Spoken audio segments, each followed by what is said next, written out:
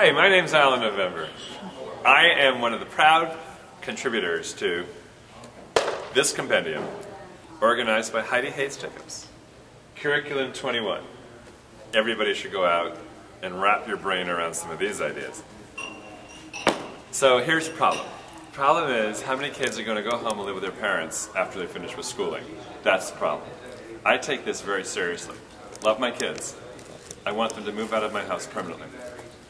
So the issue is there a gap between how we teach, what we teach, and the culture of teaching compared to the world of work and contribution to society our kids will live in? And I think we can all agree there's a gap. And the gap falls in three distinct areas, at least in my head. Number one, we do not teach children to deal with overwhelming amounts of information. We give them just the right amount to solve the next test. They may not do well, but we do give them the right amount.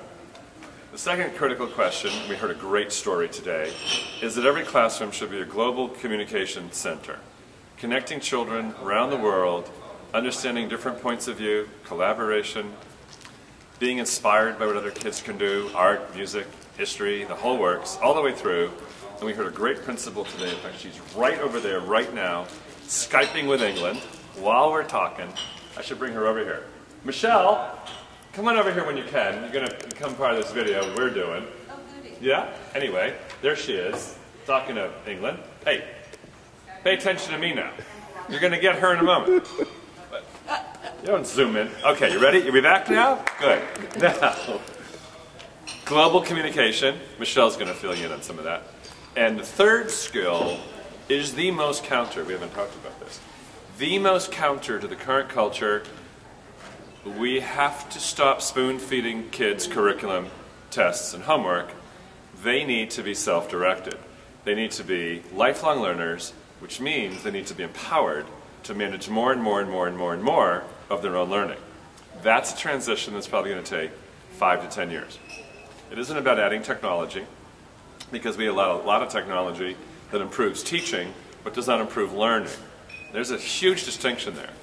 So the tools that we've been discussing here, and frankly, written about in that book, provide kids with jobs like curriculum researcher that puts them more and more in charge of their own learning.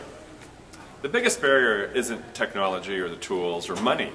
The biggest barrier is a culture of a shift of control from the teacher managing learning, creating dependent learners, by the way, to a culture of students being interdependent while they're globally connected and contributing content like tutorials to the whole classroom. So a classroom that's collaborative in that way, and this is a long conversation, but you can imagine kids creating tutorials, putting it in a website, other kids benefit from the tutorials, and there's lots of stuff like that that would completely change the culture from 30 kids lined up taking their own notes to one that's absolutely collaborative and globally connected. That's where we need to go.